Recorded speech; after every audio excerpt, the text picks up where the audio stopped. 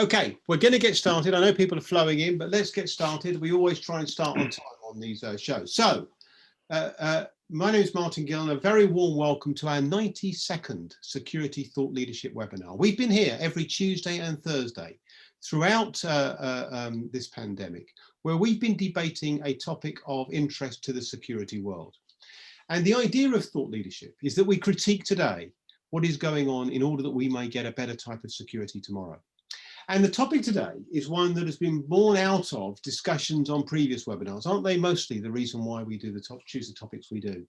Digital identities, how secure are they? Now, digital identities, the process of proving ourselves online, saying who we are seemingly crucial to doing business well, or are they? And are seemingly secure enough to enable us to do business well, or are they? Are the future ways of doing business, or are they? Well, we'll find out today from three panelists who come at this from very different angles. And as usual, and many of you write to me from around the world and tell me how much you do enjoy the panelists we put together, are going to be discussing, first of all, they're going to be introducing themselves, and then we're going to be inviting them each to make their opening statement, 3 minutes where they get the chance to say what they will. Don't forget, you, the audience, can ask questions. You can join the chat button. If you want to ask a question, can you please use the question answer button at the bottom of your screen? And if you get your questions in early, we'll endeavour to include it in the ensuing debate. So without further ado, let's meet our panellists. And first of all, let's go to Pauline. Pauline. Thank you, Martin. Well, good afternoon, everyone. I'm Pauline Nordstrom. I'm the founder and CEO of Authenticating Consulting, which is an innovation company working with global clients to bring AI to a number of high-risk industries responsibly and ethically. And a little bit of background on me: I've held entrepreneurial and board leadership roles in global technology organizations, developing video analytics solutions in the physical security domain. I'm also a former chair of the board of the BSIA and have led and contributed to a number of digital and ethical standards in the physical security domain. Back to you, Martin. Pauline, thank you very much indeed. And from Pauline to Richard. Richard, welcome. Thank you, Martin. Good afternoon, everyone. My name's Richard Marshall. My background, I've worked in security, physical security, pretty much all my career. And currently I'm managing the EMEAR region with partners and then customers. And we look very closely at identity and access to various physical platforms and devices. And I'm hoping to give more perspective on authentication within this webinar. Yeah, thank you very much indeed. We're certainly going to need that, Richard. And finally, our third panelist, Andrew, welcome. Hi, afternoon, everyone. Andrew Churchill, originally a government defence analyst. That's British government. I am a Brit, as you can probably guess from my surname, and then led the Home Office cybersecurity panel and cybercrime task force back in 2001, and then basically moved around into various threat metrics of where organised crime will attack, which is obviously largely down to financial services.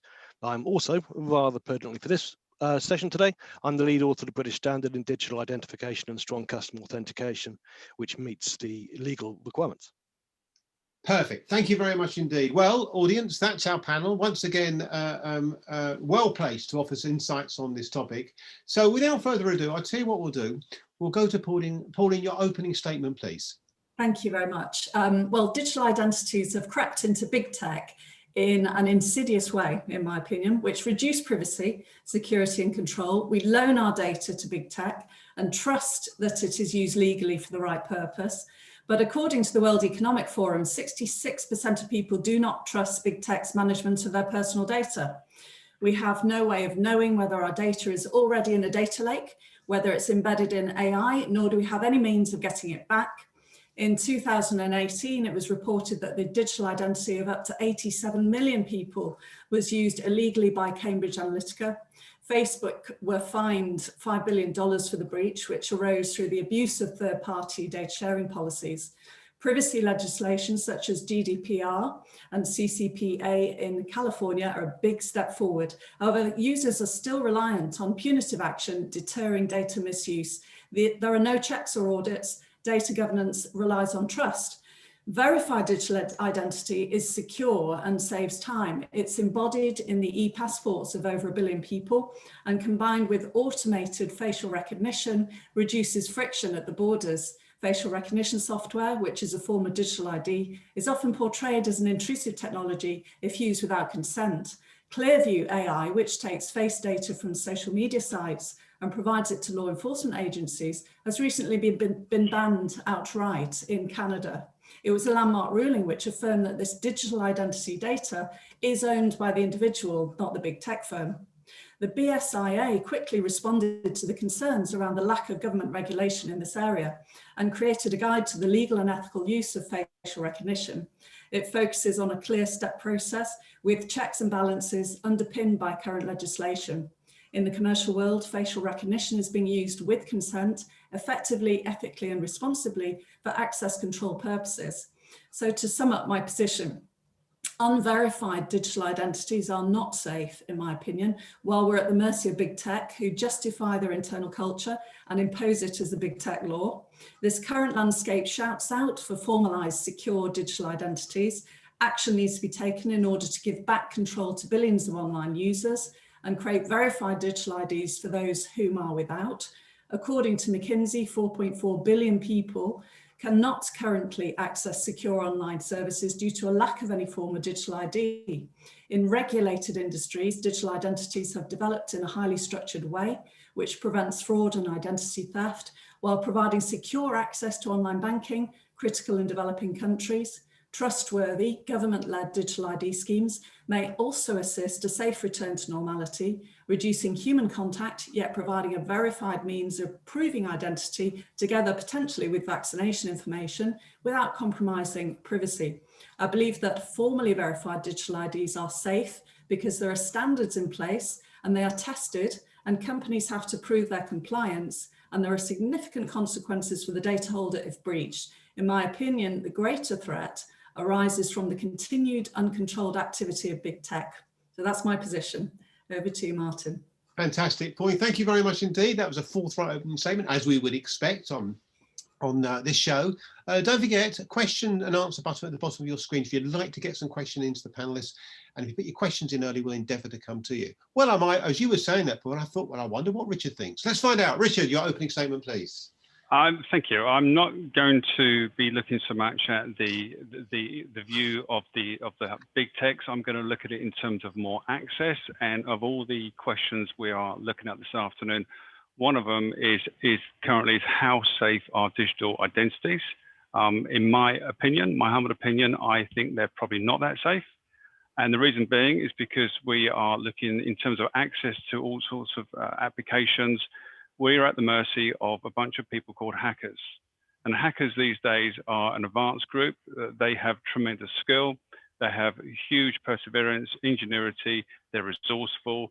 It's a matter of time, and they move on with the times. We're here to protect them. So in terms of digital identities, I think at the moment, I think we're vulnerable. Hackers are finding it much easier to breach security and to steal information. And the problem is we're up against them. They're very, very resourceful. So when we look at authentication, because my job, my world is all about authentication, multifactor authentication is essential for the enterprise security. And that's the bit that I'm going to focus on. Every major hacking instance in the last decade, including, for example, the Ukraine power grid situation, which happened a few years ago, they all had one thing in common, and that was a lack of multi-factor authentication. Usernames and passwords, even the most secure and frequently changed ones, are still being susceptible to attack and being compromised, and that's a real problem. The very best passwords can be cracked in a matter of weeks with the right equipment. With multi-factor authentication, you add an additional element to your login process. That means, in simplistic terms, that making hacking is pretty much impossible to do. So I'm looking at it more from how safe are we? I don't think we are safe. We need to improve our way of doing things. And when we talk about the new normal, I think the new normal is going to be different because people use passwords. Passwords are difficult, they're vulnerable. So I'm going to look at this debate in terms of authentication and the fact that we're not in a particularly safe place right now. We need to move on. And that is a mindset that people, I think, are going to struggle with. Very, very interesting. Okay, thank you very much indeed. Don't forget, question answer button at the bottom of your screen, and we'll endeavour to come to you after our final speaker. Andrew, your opening statement. Thank you, Martin. So building on Pauline and then Richard's points, I'd like to start off with the GDPR we already mentioned. Obviously, everyone has a responsibility to protect data. So that's you and I as individuals, the corner shop, up to Amazon, everyone has a responsibility to protect data.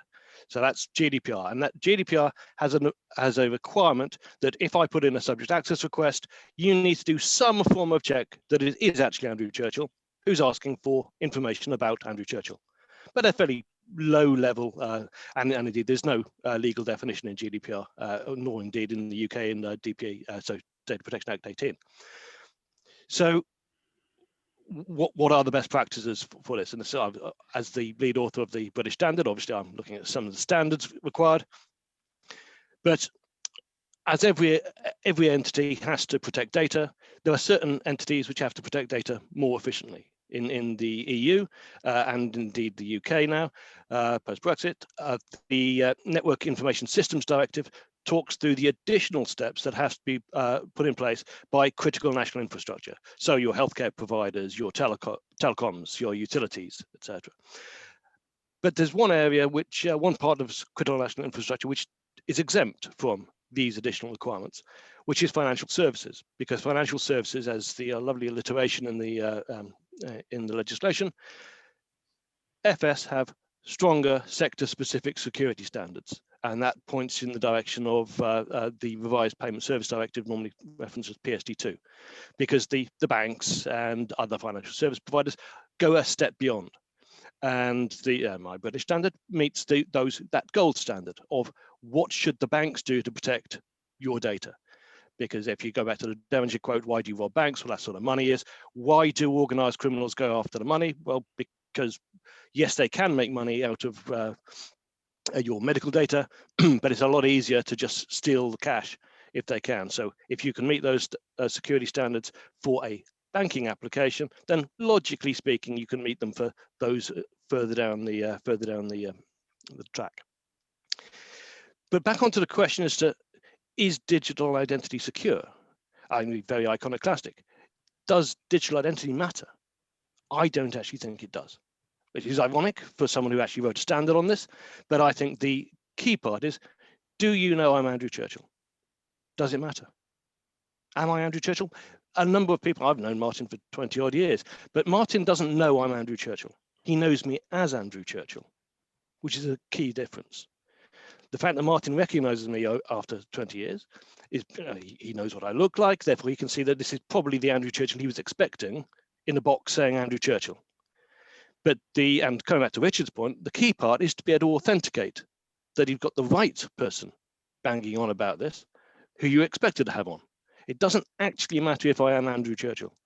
The only reason I am actually Andrew Churchill is because my mother decided to write that down on a piece of paper.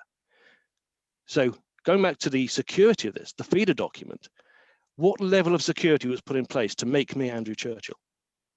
Well, my mother walked into a registry office and said, I think I'm going to call him Andrew. And it was written on a piece of paper. Now that now means I've got a passport as Andrew Churchill. It means I've got bank accounts as Andrew Churchill. It means I've got a driving license as Andrew Churchill. But where do we start off with the as I actually am Andrew Churchill? My mum said so. And where are those pieces of paper kept? Surely all the crypto goes into the UK passport, which now proves I'm Andrew Churchill. How did I get that? Well, that feeder document, surely that's so important. It must be kept in Fort Knox, or the Bank of England has some sort of secret vault somewhere.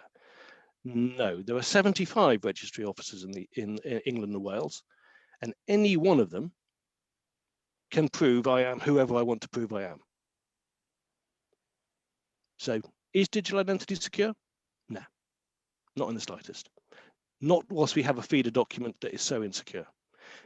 Can a digital identity ecosystem be made secure to make sure that you've got the right Andrew Churchill coming back? Absolutely. And that requires multifactor authentication, as Richard has said. But more than that, I would say it requires to strip away the documentation, because the documents can be forged. All of the documents can be forged.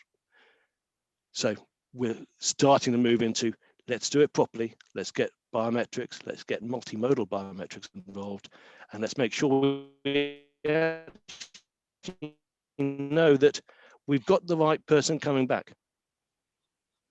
Thank you very much indeed. Well, look, three fantastic opening statements. Let me just ask a point of clarification first to Richard and then Andrew, and then we'll go to some questions. Richard, just you made the point that multifactorial authentication is the answer. Why don't we have it all the time then? What's the barrier to using that universally? Probably mindsets and also cost.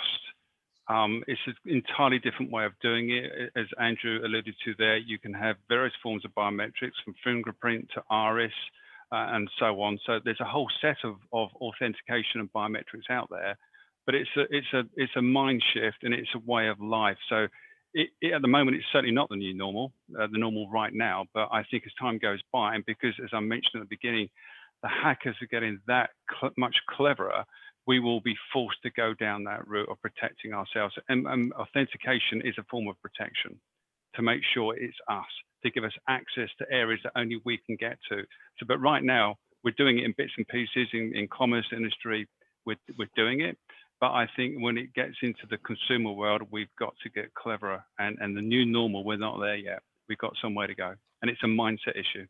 Okay, Andrew, it does seem strange, though, if it's the answer that it isn't more ubiquitous. Well, indeed, multifactor authentication has been rolled out on many an occasion. I've got a lovely graph which I've used for decades, or a decade and a half, on fraud trends in the UK. Because obviously everyone talks about multi-factor, and it was chip and pin in the UK, which we always go back down to. That was something you had, the card, and something you knew, the pin. Brilliant. And when it was put in, rolled out in Valentine's Day 2006, fraud levels, obviously, you can imagine multi-factor authentication is so important, so fraud levels clearly must have plummeted after that. No, they carried on rising.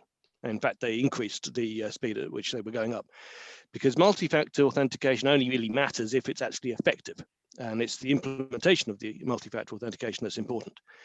The problem with chip and pin coming in, obviously, is that in the good old days, when you actually had to physically defraud someone, you had to physically manipulate the card, get a mag stripe, and you go in and so chip and pin stopped that. So it stopped face-to-face fraud. Face-to-face fraud plummeted. But it then enabled you to move online. So organized crime moved online, ergo, it's a lot easier to attack. You can attack far more people. So the fraud levels carried on going up. The problem we've got at the moment with the current manifestations of online multi-factor authentication is the buzzword was multi-factor. We have to, how do we put another factor in online? And they think, maybe we could use one-time passwords for our SMS. And you think, well, would that be a second factor? Well, could be. You could count it as a second factor, but you implement that, and then you see that, well, actually, no, organized crime, well, yeah, yes, there's 7 vulnerabilities are still available. So, oopsie daisy, we've got the, and you actually see fraud increase when you put an extra factor in because it's been poorly introduced. We will doubtless see, and bless them for their marketing. Hopefully there's one from Apple on the call, but originally when the Touch ID was brought on board, we thought, well, consumers never going to accept being fingerprinted because of the criminal connotation. But I bless their marketing budget. Everyone loves being fingerprinted now by Apple. But the problem again then is how easy is it to subvert that biometric? And unfortunately, it's very easy to subvert a fingerprint. So what we're looking to see now is how do we manage to properly implement these biometrics? How do we capture them more effectively? How do we know that it is actually Andrew or the person you hope is Andrew who is enrolling his biometrics when he's saying, I'm Andrew? Andrew, thank you for that. I'm going to stop you there because I want to move on to a second. We're going to come back to this in a minute. And Pauline, I'd like to come to you and pick up on something that overlaps you. And Glenn Kitteringham, a former panelist actually on this, has come up with an interesting point, Pauline. It rather overlaps something you were saying, I think, actually. He says, trust in the system seems to be very much a generational issue. So back to the point about trust. And by this, I mean the younger generation, particularly tech workers, seem to have blind faith in these systems, What can be done to convince these people who are often the gatekeepers, IT help desk employees, for example, to companies, while forcing us online and these systems cannot be trusted? Pauline, you mentioned trust earlier. What do you think about that? Yeah, it's a very good point. It might be generational, but I think that yeah, you just need to be aware and read and watch the news and so on. I think that this blind trust is a concern, but I've heard and I've read that there's a growing body of sort of new entrants to the digital market who have cottoned on to the fact their data is being monetized. And they're becoming far more aware of that and being a little bit more protective. But this all hail the tech firm, I think is a great concern, because the generation that may only know that don't necessarily know that it may be bad. They're indoctrinated potentially, which is a great concern, and maybe won't believe any evidence put in front of them until it actually happens to them. But it'll just take a few of those IT help desk people being subject to identity fraud or losing out in some way before they realise actually there are some vulnerabilities here. I mean, probably on the point that you raised which overlaps this, you raised in your opening statement, where you were talking about the threat posed by big tech, right? And I guess we do have faith in big organisations that are brand names. I mean, it's just sort of the way of the world. And I just wonder what we do to raise awareness about the dangers that both Glenn's question and your opening statement allude to here, that this blind faith is misplaced. Yeah, it's a very good point, and it's very difficult for an individual to actually check. And this is really part of the point I was making. You don't know where your data is. So, to call them up and say, look, I want you to tell me what you've done with my data, where it is now. It's a difficult question. And you need to know what you're talking about in order to ask the right question. But in terms of trust, I think Cambridge Analytica, that issue, if people don't know about it, I would really encourage them to go and read about it, especially how it came about, which was fundamentally down to the abuse of third-party data sharing policies. And that's really keys into my point, which is, where is your data gone? And if that hasn't dented the trust in big tech, I don't know what will.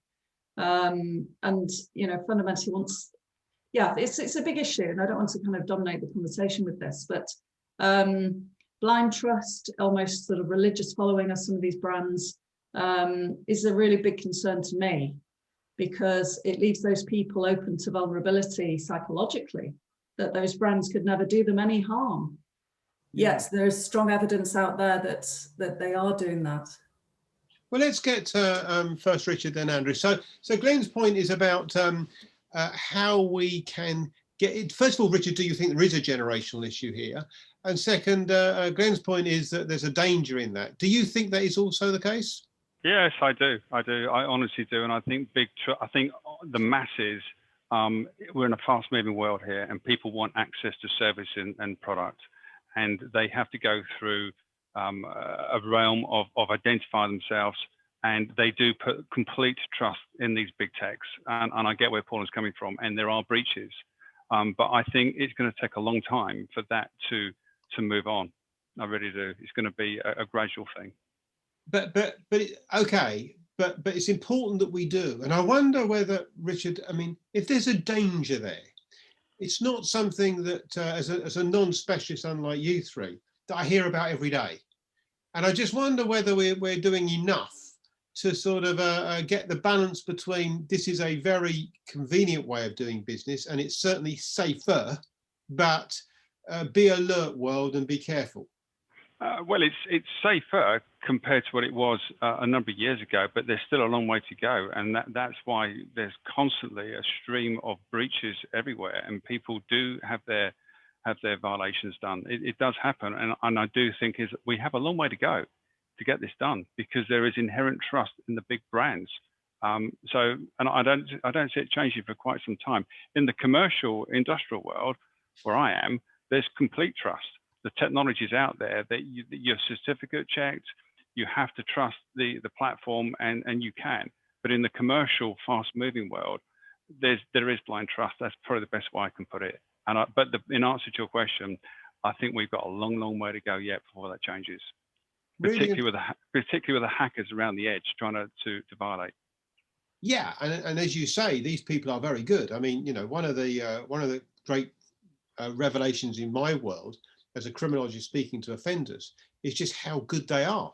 I mean, very, very. I think it was a good point to raise. Let me bring Andrew on this. I mean, Andrew, you yourself have written standards that are supposed to be protecting us all, and or got to guide organisations to protect us, I suppose.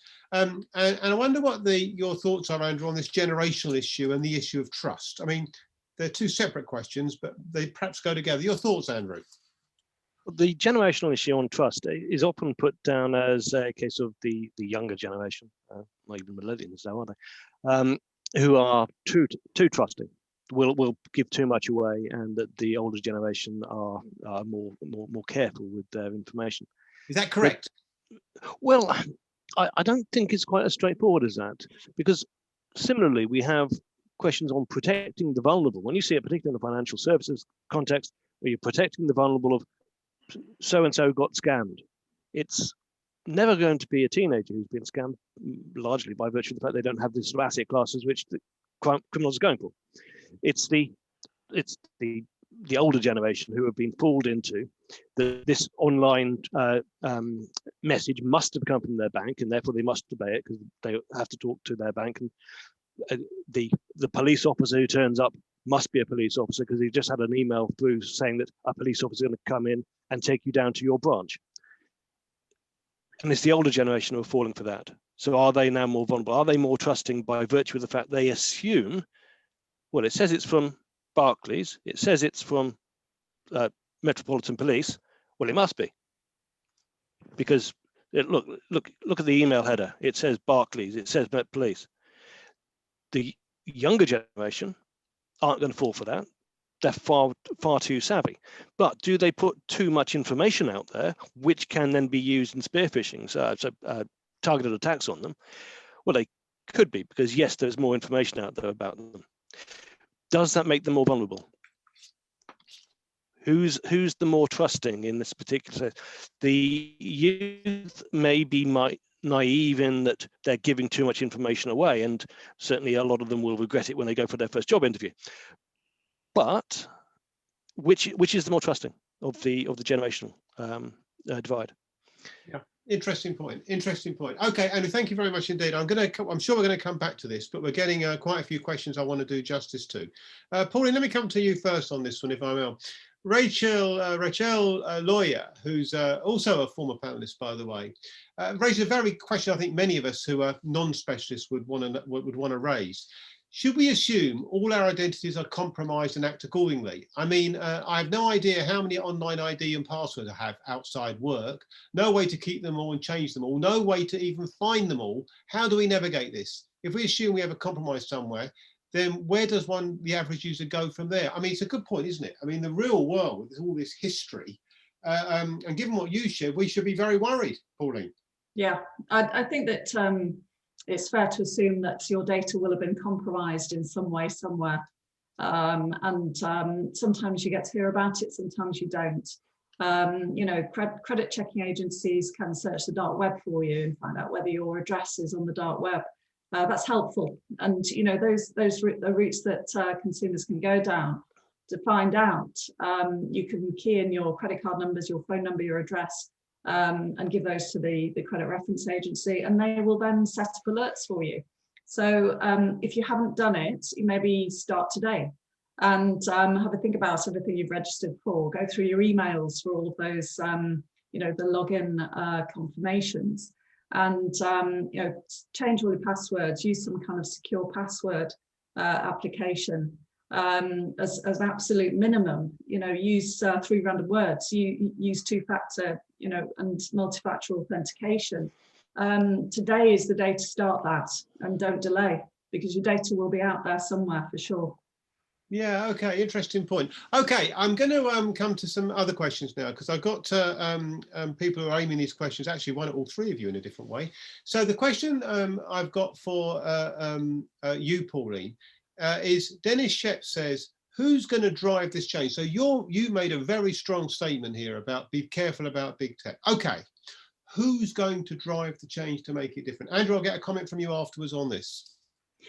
Yes, that's a really, really good question. And, you know, the obvious answer is, well, the government. Well, yes, okay, if you live in a democracy. So assuming we are in a democracy, the government should be doing something to ensure there's better regulation and there are checks in place to ensure that it's followed. But, you know, the consumer has to vote with the feet.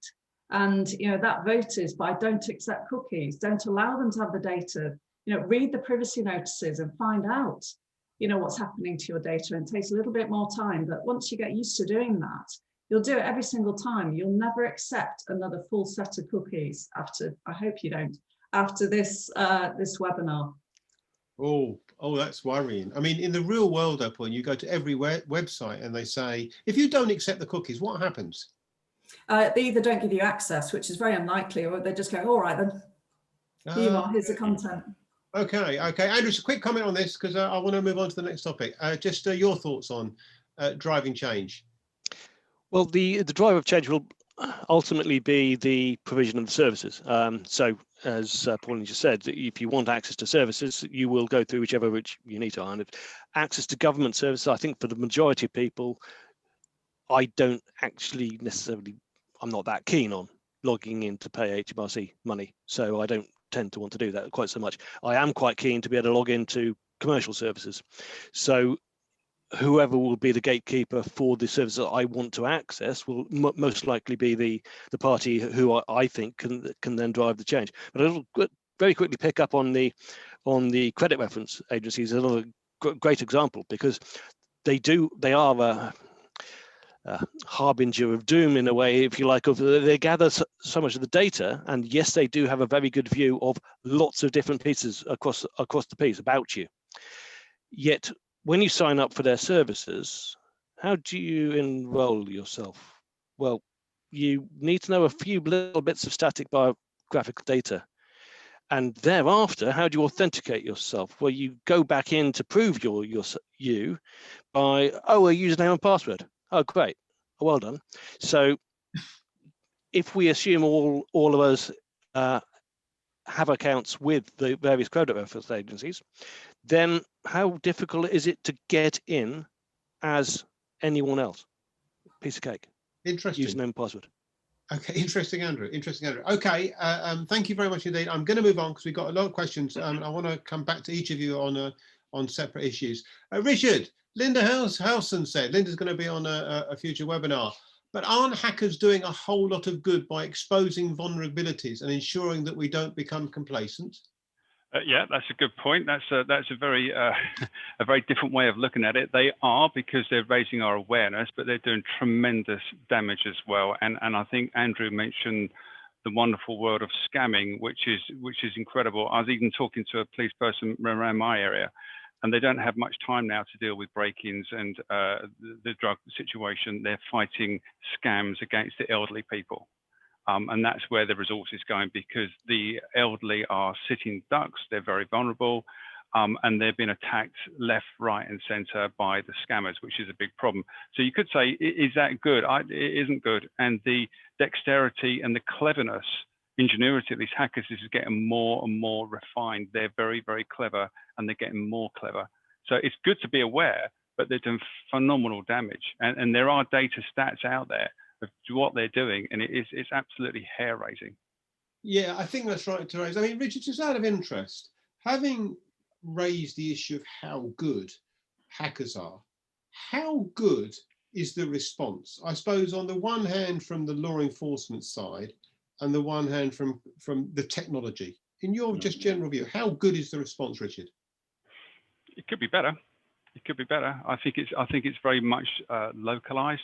Incidents get dealt with, normally come out with a bad ending, and then life just carries on. But overall, holistically, are we learning the lessons? No, I don't think we are. We're just putting out fires left, right, and centre. And as Pauline said, this has got to come from high above. It's got to come from enough's enough now, in my estimation. I think this is becoming almost of epidemic proportions.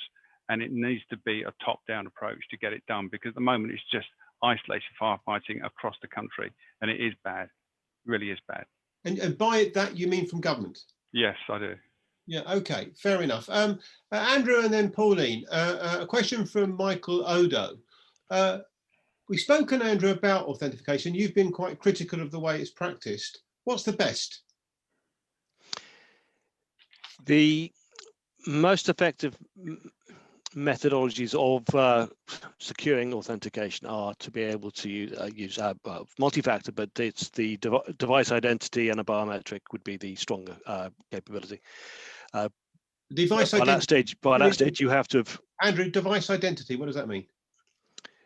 So the ability to be recognize a mobile device as the usual vector. Okay. So if you're using, so I've already mentioned that one-time passwords being sent over SMS, text message is obviously insecure, but the knowledge of the device, each time you, for anyone who uses mobile banking, each time you upgrade your phone, you will have to, obviously all the software carries across, all your contact details carry across, but your bank will challenge you to say, new device, unrecognized device, is this Andrew? At which point you then have a step-up authentication requirement to then actually typically go and take your bank card down and put it in an ATM. So the combination of those, if managed and implemented properly, can be secure. So it can be made secure. The problem is that many of the implementations of it have holes which are very readily circumvented by anyone even vaguely organized criminal. Okay. So is there a best though, Andrew? Yes, to check the British standard, obviously, and indeed that needs to have a degree of establishing uniqueness to make sure that once I've onboarded as Andrew Churchill, I haven't already onboarded with somebody else or indeed the same institution as Andrew Smith, Jones and Brown, because I've actually got 4 falsely obtained genuines. There's no point checking the security of a document like a passport if I am 4 different people. I can't be all 4, but obviously I can under a digital identity regime. Okay, I want to get both a comment from Pauline and Richard on this because it strikes me as a good question. At least as a layperson, it does. And Michael Odo's question, Pauline, is what's the most effective way of authenticating? Well, I think Andrew is probably the best place to have given us the the technical and standardized approach to that. But I'm going to add another factor, which is the human factor. Okay, so combined with the most robust technical standards, you've got to have some good policy and method in place, even for the protection of your own personal data. Figure out, where you've got data, how you log into it, and change it to the best available that is on the market today. And you do that on a consistent basis, then you are much more likely to be secure. So it's a combination of the human factor and really, really robust technical standards, which are continually improving because, yes, the hacker is challenging this arena, and every time that's challenged, things get better. So it's a bit of both. Fair enough. And Richard, let me bring you on this. I think it's such a big question. We'll get all 3 panelists sort of insights. What's best? Well, technology, in my estimation, but I would say that because I'm from the technology sector. But when we apply it to the industrial sector, technology is there. It is being used. Identity and checking of credentials is there. It's working in the form of a trusted source. So that is working right now and getting better. But if we're applying this to the everyday world, the public, the human factor, as Pauline alluded to, is always best to be vigilant.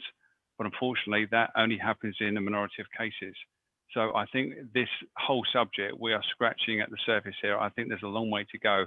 And as I said, again, I think there has to be some form of technology input from high level to absolutely eradicate these issues coming in from the hackers. And even then, they could be prone to attack. There's numerous attack services here in question. Right. So, I mean, in some ways, I understand it, but it's easy to say, well, the government need to do something. I guess, what do they do, Richard? Or what does it do? It's a whole mindset. It's a whole way of looking at everything. At the moment, we have a world of user words and passwords, and I think I read the other day that the average person has about 25 to 30 sets of usernames and passwords, which they believe are quite strong. They forget completely where they are. They get mixed up. So if you multiply that across the population, I think we've got a bit of a problem on our hands, which equals massive opportunity for the hackers. So that is where you are. That's what we thought, that using passwords would be impregnable. It would be the way forward. But now we're in 2021 and it isn't. It is prone to attack all the way through.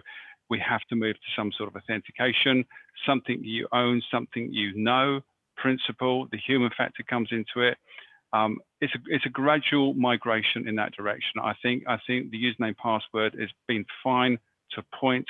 I think it's tired now. I think we have to be moving towards more technology, but that's a much bigger subject to discuss. Yeah, it is, because I mean, of course, there's so much out there, isn't there? It's so bewildering, yes, in a way, Richard. Yes, indeed. All right. Okay. Well, we're coming to the end, and Simon Chan raises a few points, and I think one of the points that comes through Simon's issues is this whole issue about where we look to for a reference point for advice. Now, Andrew's got standards, and Pauline's worried about big tech companies. You're promoting technology as the answer, but of course there are problems with that. It doesn't strike me as unreasonable to sort of, one can say the government, but it's a bit nebulous, it's a bit general. Where do we look to for good practice here? Very briefly, if I could ask you just for a minute, 25 seconds each. Andrew. I think the government obviously has a role to play, but ultimately, as the gold standard of security for the identity and the subsequent authentication, I think financial services are probably going to play out as being the key driver internationally, if only because they have global interoperability standards already out there. EMV, so European MasterCard Visa standard for payments. It doesn't matter, I've got a Barclays Visa, you might have a Deutsche Bank MasterCard. It just works and it's universally acknowledged. The only other one really on that is ICAO for the International Civil Aviation Organization, which would be fun at the moment. Lots of talk about the vaccine passports coming out at the moment. Again, those globally interoperable solutions would be the drivers. Very quick point though on the mindset here, because we're looking at this from a law-abiding citizen perspective. Martin, obviously you're a criminologist, so you're thinking the other way around. How many passwords do we have? We've got umpteen hundreds of, doesn't matter how many. From a criminal perspective, how many passwords do we have? We've got one. We've got the username and password to get into our email. Everything else thereafter is forgotten my password. Thank you very much, Andrew. I'm going to stop you there because I want to get a very quick comment in from Pauline and Richard. Just 20 seconds, if you wouldn't mind, Pauline. Yes. Okay. So yeah, the government obviously, and the government is actually acting on this, and specifically, you know, if you want to go and find out about best practice, go to the NCSC and look at Cyber Essentials, look at Cyber Essentials Plus for businesses, which is a very robust set of guidelines, and Essentials Plus is actually audited. Where there isn't a regulated industry involved, the associations that represent those industries, such as BSIA and the SIA in the US, are extremely proactive on this subject. They're writing codes of practice. I've mentioned the BSIA's ethical and legal guide to facial recognition technology.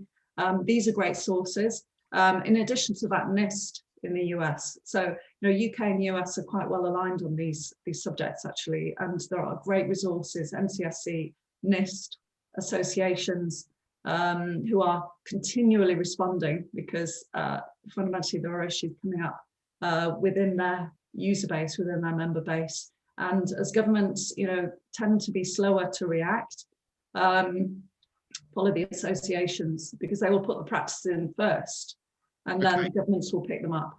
Thank you very much indeed, Pauline. And final comment, Richard, if just 20 seconds, if you wouldn't mind.